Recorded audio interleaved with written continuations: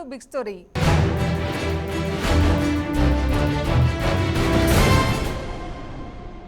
నీటి కోసం యుద్ధాలు భవిష్యత్తు మాట, చమురు కోసం పోరాటం నేటి మాట. ఇప్పటికే ఎన్నో దేశాల అస్తిత్వాల్ని చమురు రాజకీయం శాసిస్తోంది. చమురు చుక్క ఆగితే ప్రపంచమే స్తంభించిపోతుంది. ప్రపంచ మార్కెట్లను శాసించేది చమురు మార్కెటే. ఇక ఎలాగో మన దేశంలోనూ సామాన్యుడి జీవితం చమురుతోనే ముడిపడి ఉంది. పెట్రోల్, డీజిల్ రేట్లు ఎప్పుడు పెరిగినా సామాన్యుడి గుండె గుబేలుమంటుంది.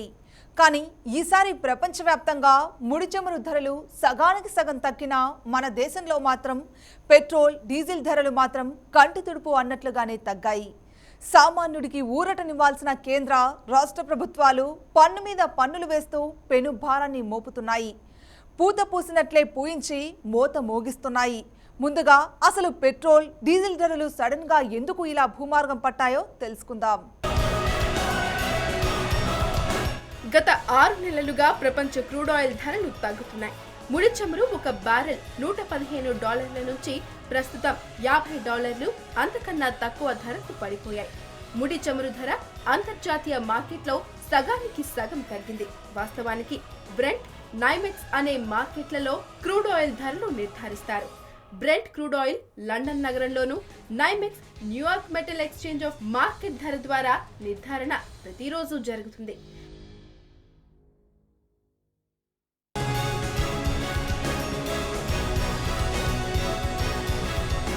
బ్రెంట్ ధర సూచిక ఆధారంగా ఓపెక్ దేశాలు ఎగుమతులు చేస్తాయి.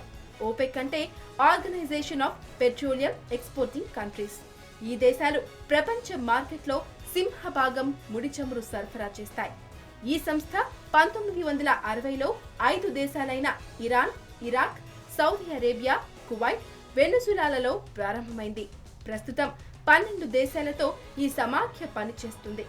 పశ్చిమ ఆసియా నుంచి 6 దేశాలు, Saudi Arabia, UAE, Qatar, Iran, Iraq, Kuwait, అలాగే ఆఫ్రికా నుంచి లిబియా, నైజీరియా, అల్జీరియా, అంగోలా, దక్షిణ అమెరికా నుంచి 2 దేశాలు, వెనెజులా, ఈక్వెడార్ సభ్యులుగా ఉన్నాయి. దీని ప్రపంచ కార్యాలయం ఆస్ట్రేలియా రాజధాని వియన్నాలో ఉంది.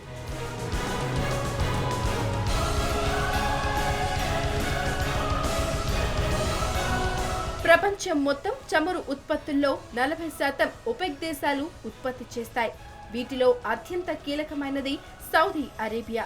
రోజుకు 1 కోటి బ్యారెల్స్ ఉత్పత్తి చేస్తుంది. మొత్తం ఒపెక్ దేశాల ఉత్పత్తుల్లో 3వ వంతు కేవలం సౌదీ అరేబియానే ఉత్పత్తి చేస్తుంది. గత కొన్ని దశాబ్దాలుగా ఒపెక్ సంస్థ అనేక రకాల ఒత్తిళ్లకు లోనైంది. ముడి చమురు సరఫరాను తగ్గించడం ద్వారా చమురు ధర, మార్కెట్లో ధర స్థిరంగా ఉంటుందని వారి అభిప్రాయం.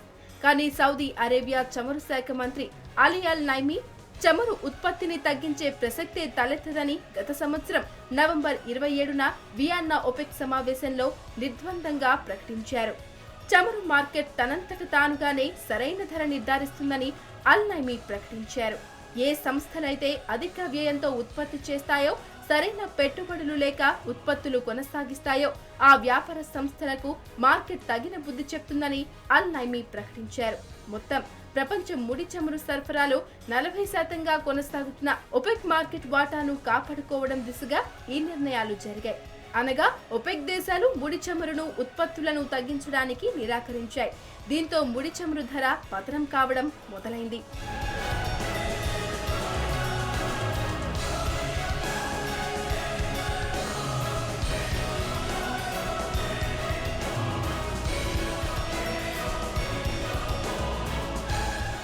అసలు ప్రపంచ మార్కెట్లో ఇంతలా చమురు ధరలు తగ్గడానికి కారణమేంటి? ఎందుకు ఇలా జరిగింది? చమురు ధరలు పడిపోవడం వల్ల ప్రపంచ మార్కెట్లో ఎలాంటి మార్పులు రానున్నాయి? ఇలాంటి ప్రశ్నలు సాధారణంగా ఎవరికైనా రావచ్చు. అందుకు గల కారణాలేంటో ఇప్పుడు చూద్దాం.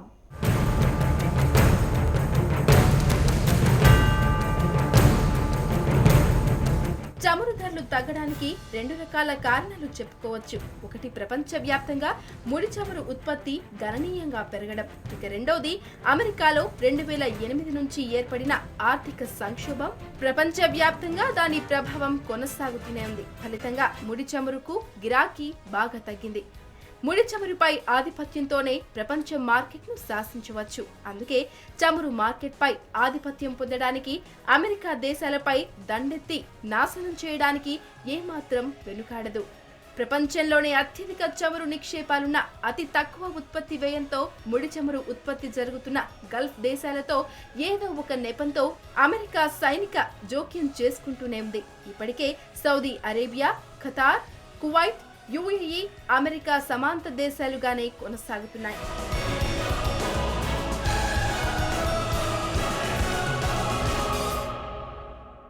ఇరాన్, ఇరాక్లు తమకు తల వంచలేదనే వారితో కయ్యానికి దిగింది. ఇరాక్ పై దండెత్తి సద్దాం హుసేన్ ను ఉరితీసి అక్కడి చమురు క్షేత్రాలను తమ కంపెనీలకు కట్టబెట్టే వరకు అమెరికాకు నిద్ర పట్టలేదు. ఇప్పుడు అరబ్ దేశాల్లో పురుడు పోసుకున్న ఇస్లామిక్ స్టేట్ ఉగ్రవాద సంస్థ స్థాపన వెనుక అమెరికా కుట్ర ఉంది. ప్రస్తుతం ఈసిస్ ను బూచిగా చూపి భవిష్యత్తులో సిరియా, ఇరాక్లపై దాడులు జరిపి పూర్తిగా చమురు క్షేత్రాలను ఆధిపత్యంలోకి తెచ్చుకోవడమే అమెరికా అసలు ప్లాన్. నిజానికి అమెరికా ముందున్న అసలు లక్ష్యం గల్ఫ్ దేశాలలోని చమురుపై పూర్తి నియంత్రణను సాధించడమే. రెండవది, తమ దేశంలోనే ప్రత్యామ్నాయ ఇంధన వనరులను ఉత్పత్తి చేయడం. ఈ రెండు విధానాలను అమెరికా సామ్రాజ్యవాదులు ఒక పథకం ప్రకారం అమలు చేస్తున్నారు. కానీ అమెరికా చేతుల్లో నాశనమైనప్పటికీ ఇరాక్, లిబియా దేశాలలో ముడి చమురు ఉత్పత్తులు మొత్తం రోజుకు 40 లక్షల బ్యారెళ్లుగా కొనసాగుతూనే ఉందంటే గల్ఫ్ దేశాల్లో ఏ స్థాయిలో చమురు నిక్షేపాలు ఉన్నాయో అర్థం చేసుకోవచ్చు. ఇక ప్రస్తుత ఆయిల్ ధరలు పతనం విషయానికి వస్తే ప్రముఖ ఆయిల్ కంపెనీ షెల్ ఉత్పత్తిలో అమెరికా కంపెనీలు పెద్ద ఎత్తున పాల్గొంటున్నాయి. 2010 నాటికి ప్రపంచ వ్యాప్తంగా 20,000 ఆయిల్ బావులను షెల్ కంపెనీ నూతనంగా తవ్వింది. సౌదీ అరేబియాలో ఉన్న చమురు బావులతో పోల్చుకుంటే ఈ బావుల సంఖ్య 10 రెట్లు అధికం. ఫలితంగా రోజుకు 90 లక్షల బ్యారెళ్ల ముడి చమురు ఉత్పత్తిని అమెరికా చేస్తోంది. అంటే కేవలం 10 లక్షల బ్యారెళ్లు మాత్రమే సౌదీ అరేబియా కన్నా తక్కువ అని దీని అర్థం. దీంతో అమెరికా చమురును తమ దేశంలోకి చమురు దిగుమతి చేసుకోవడం బాగా తగ్గించేసింది. తమ సొంత కంపెనీ షెల్ ఆయిల్ ద్వారానే అమెరికా ముడి చమురును సాధిస్తోంది. వాస్తవానికి షెల్ ఆయిల్ ఉత్పత్తి ప్రక్రియలో సముద్ర గర్భంలోని రాతి పొరల నుంచి నూతన సాంకేతిక పద్ధతి ద్వారా చమురును ఉత్పత్తి చేస్తున్నారు. దీనికి ఖర్చు ఎక్కువ. అమెరికాలోని షెల్ ఆయిల్ ఉత్పత్తి సంస్థలు ప్రపంచ ముడి చమురు ధరలు ఎప్పటికీ బ్యారెళ్లకు $100 అటు ఇటుగా కొనసాగుతాయనే అంచనాలతో లాభాలు మూటగట్టుకోవాలని చమురు, దాని సంబంధిత రంగాల పరిశ్రమల్లో పెద్ద ఎత్తున పెట్టుబడులు పెట్టేశాయి. అమెరికా మొత్తం పెట్టుబడుల్లో ముడి చమురు ఉత్పత్తి రంగంలో 11.4% వాటా పెరిగింది. మరోవైపు ప్రపంచ పెట్టుబడిదారీ వ్యవస్థలో ఆర్థిక మాంద్యం కొనసాగుతూనే ఉంది.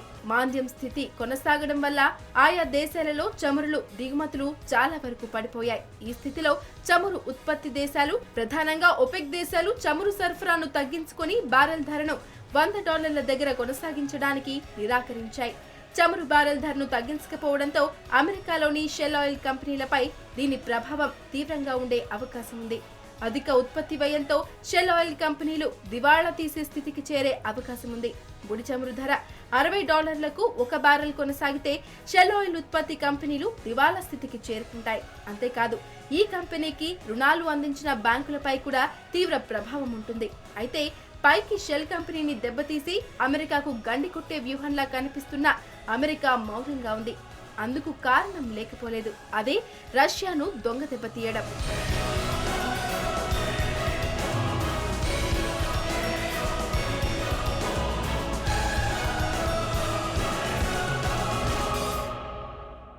బిగ్ స్టోరీలో స్మాల్ బ్రేక్ తీసుకుందాం.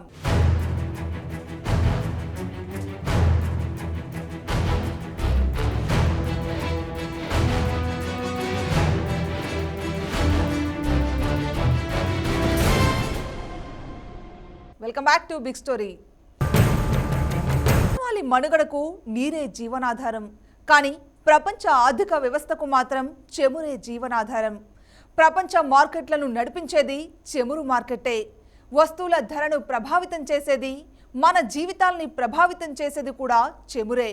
అందుకే చమురు చుట్టూ అల్లుకున్న జాతీయ, అంతర్జాతీయ రాజకీయాలను తెలుసుకోవడం మనకు చాలా అవసరం. ఇక చమురు ఉత్పత్తుల విషయానికి వస్తే ప్రపంచంలో కొన్ని దేశాలలోనే చమురు నిక్షేపాలు ఉన్నాయి.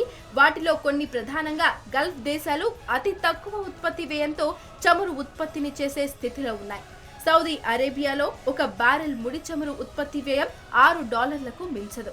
ఇక చమురు ఎగుమతులు చేసే కొన్ని దేశాలు ఎగుమతుల ఆదాయంపై అత్యధికంగా ఆధారపడ్డాయి.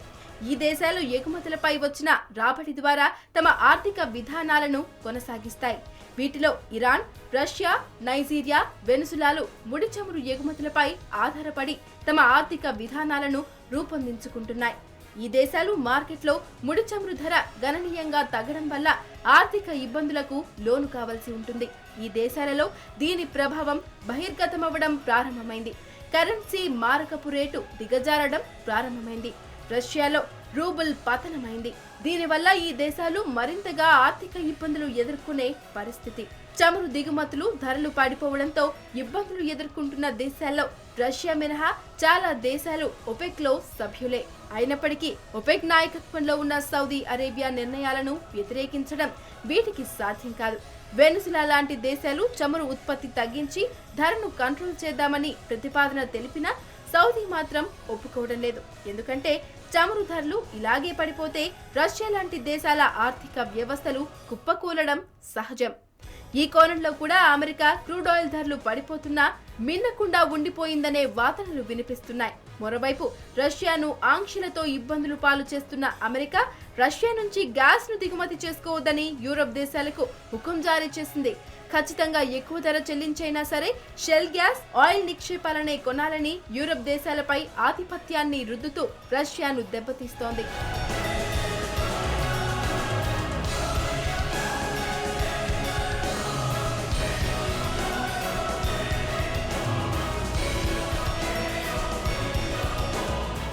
ఇక మన విషయానికి వద్దాం.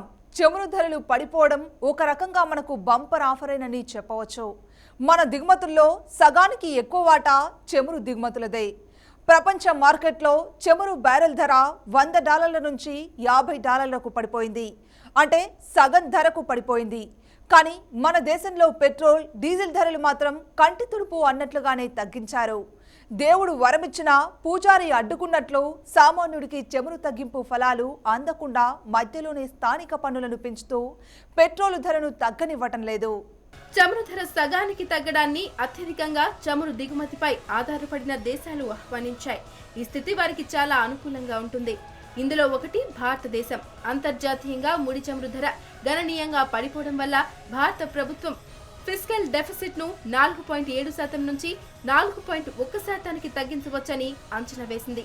వాస్తవానికి 6 ఏళ్ల కిందట హైదరాబాద్ లో లీటర్ పెట్రోల్ ధర ₹51. తగ్గిన ధరల ప్రకారం ఇప్పుడు పెట్రోల్ ధర లీటర్కు దాదాపు ₹50 ఉండాలి. కానీ హైదరాబాద్ లో 65 చొప్పున విక్రయిస్తున్నారు. అంతర్జాతీయంగా క్రూడ్ ఆయిల్ ధరలు సగానికి సగం పడిపోయాయి.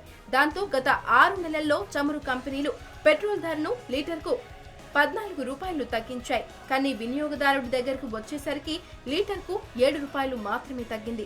అంతర్జాతీయ క్రూడ్ ఆయిల్ ధరకు అనుగుణంగా చమురు కంపెనీలు పెట్రోల్ ధరను తగ్గిస్తున్నా ఆ తగ్గింపు మాత్రం వాహనదారుడికి చేరడం లేదు. ఇందుకు కారణం మోదీ సర్కారు తీస్తోన్న దొంగ దెబ్బనే చెప్పవచ్చు.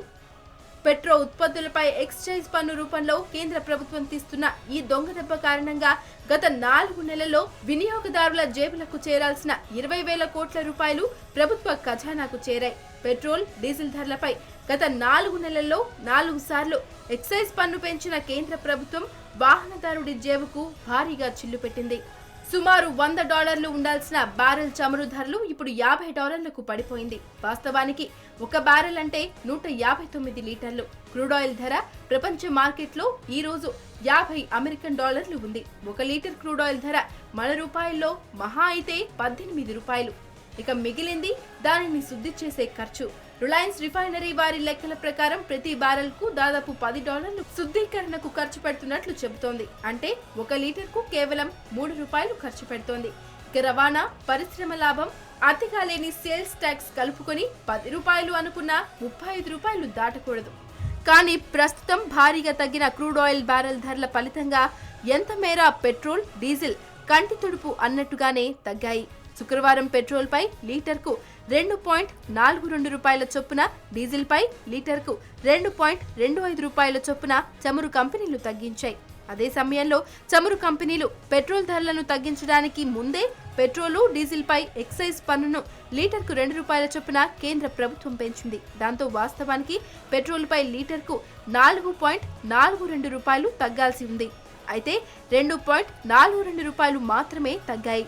అలాగే డీజిల్పై లీటర్కు 4.25 రూపాయలు తగ్గాల్సింది 2.25 రూపాయలు చొప్పున మాత్రమే వినియోగదారుడికి ఊరట లభించింది.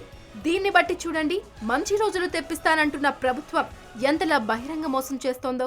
కార్పొరేట్ ప్రయోజనాలను కాపాడే విధంగా కేంద్ర, రాష్ట్ర ప్రభుత్వాలు మారుతున్నాయి.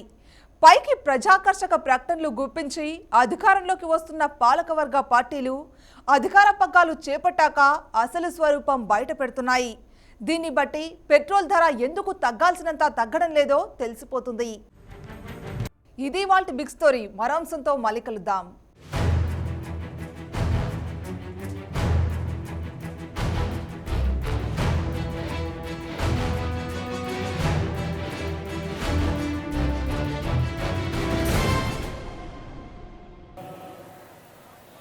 మీరు వైఫై కావాలనుకుంటున్నారు, వేదిక పైన నాయకులు మాత్రం వైఫై అంటే తెలియదు.